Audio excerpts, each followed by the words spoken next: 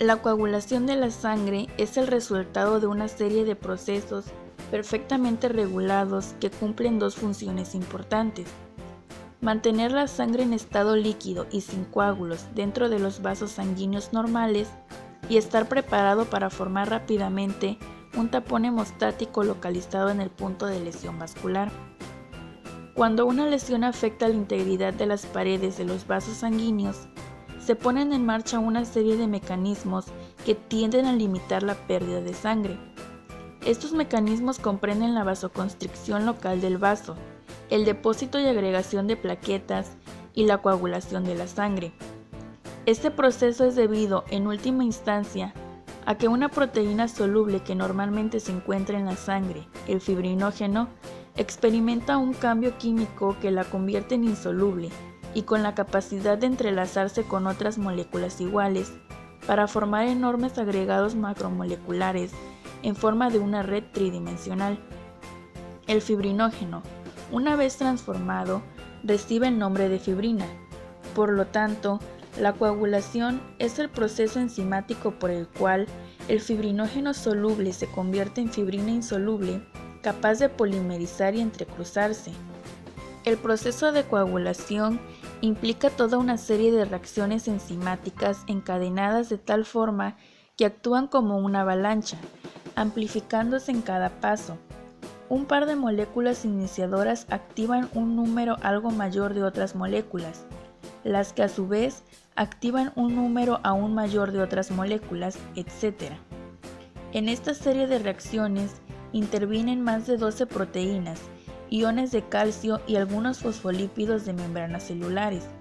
A cada uno de estos compuestos participantes en la cascada de coagulación se les denomina factor y comúnmente se le designa por un número romano elegido de acuerdo al orden en el que fueron descubiertos. Tradicionalmente, la coagulación sanguínea se ha dividido en dos vías, la extrínseca e intrínseca, las cuales convergen en una vía final común para la formación de trombina. Tanto la vía intrínseca como la vía extrínseca desembocan en la conversión del factor X en X activado.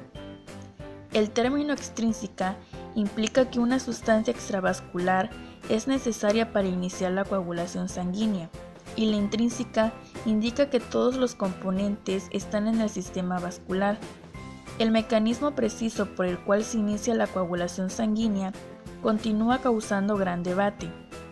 La vía común de la coagulación sanguínea, en la cual convergen la vía extrínseca e intrínseca, comienzan con la generación del factor X activado y por una serie de pasos lleva a la producción de trombina, la cual, por ruptura proteolítica del fibrinógeno, inicia su conversión en fibrina. El mecanismo de coagulación. Después de la lesión inicial, se produce el espasmo vascular, es decir, una vasoconstricción arteriolar de breve duración que se acentúa con la secreción local de ciertos factores, como la endotelina, un potente vasoconstrictor derivado del endotelio, y el tromboxano, sintetizado por las plaquetas. Las plaquetas se adhieren a la matriz extracelular expuesta mediante el factor de von Willebrand y se activan cambiando de forma y liberando sus granulaciones, el disfosfato de adenosina, ADP, y el tromboxano. Una vez liberados, ponen en marcha una reacción autocatalítica que conduce a la formación de un agregado creciente de plaquetas. A esto se le llama tapón hemostático primario, es decir, la lesión del endotelio deja al descubierto la matriz extracelular subendotelial de intenso poder trombógeno que permite a las plaquetas adherirse y activarse, es decir, sufrir un cambio de forma y vaciar sus granulaciones secretorias. En pocos minutos, los productos secretados atraen a otras plaquetas y se forma el tapón hemostático. Este es el proceso de la hemostasia primaria. A partir de este momento, se inicia el proceso de la coagulación. El proceso de la coagulación tiene tres etapas: la formación del activador de protombina, conversión de protombina en trombina y conversión de fibrinógeno en fibrina. La fibrinólisis es un sistema enzimático que elimina el coágulo y restaura el flujo de sangre en un vaso lesionado. Es mediado por la enzima plasmina. Debido a que la actividad de la plasmina es relativamente inespecífica, circula en la forma inactiva de plasminógeno. Además, el plasminógeno tiene una gran afinidad para unirse a la fibrina al polimerizarse para formar el coágulo. Por consiguiente, cuando tiene lugar la coagulación, el plasminógeno se une al coágulo de fibrina y se transforma en su forma activa, la plasmina. El plasminógeno ligado a la fibrina se activa mediante los activadores tisulares que se encuentran en las células endoteliales y en otros tejidos. La fibrinólisis es un sistema enzimático que elimina el coágulo y restaura el flujo de sangre en un vaso lesionado. Es mediado por la enzima plasmina. Debido a que la actividad de la plasmina es relativamente inespecífica, circula en la forma inactiva de plasminógeno. Además, el plasminógeno tiene una gran afinidad para unirse a la fibrina al polimerizarse para formar el coágulo. Por consiguiente, cuando tiene lugar la coagulación, el plasminógeno se une al coágulo de fibrina y se transforma en su forma activa, la plasmina. El plasminógeno ligado a la fibrina se activa mediante los activadores tisulares que se encuentran en las células endoteliales y en otros tejidos. Trastornos de la coagulación. En personas con trastornos de la coagulación, el proceso de la coagulación no funciona adecuadamente.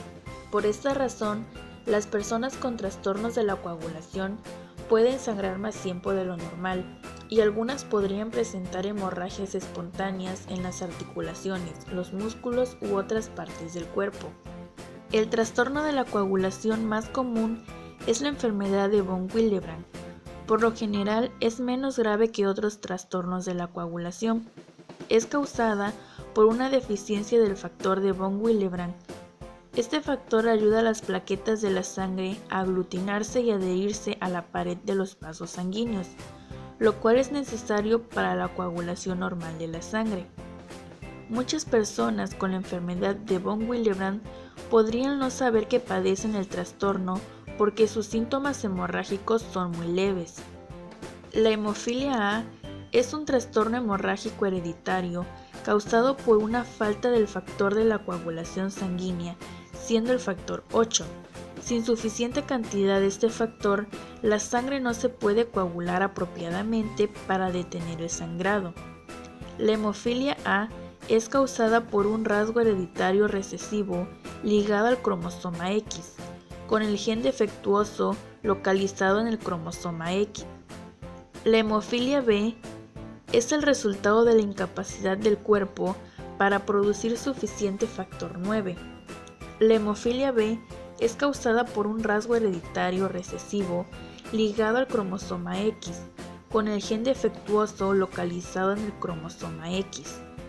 Por último, los trastornos hereditarios de la función plaquetaria son padecimientos en los que las plaquetas no funcionan como deberían, lo que provoca una tendencia a hemorragias o moretones. Los trastornos hemorrágicos específicos también incluyen defectos adquiridos y congénitos de la función plaquetaria, deficiencia del factor 2, deficiencia del factor 5, deficiencia del factor 7, deficiencia del factor 10, deficiencia del factor 11 o hemofilia C, púrpura trombocitopénica idiopática y enfermedad de Glanzmann.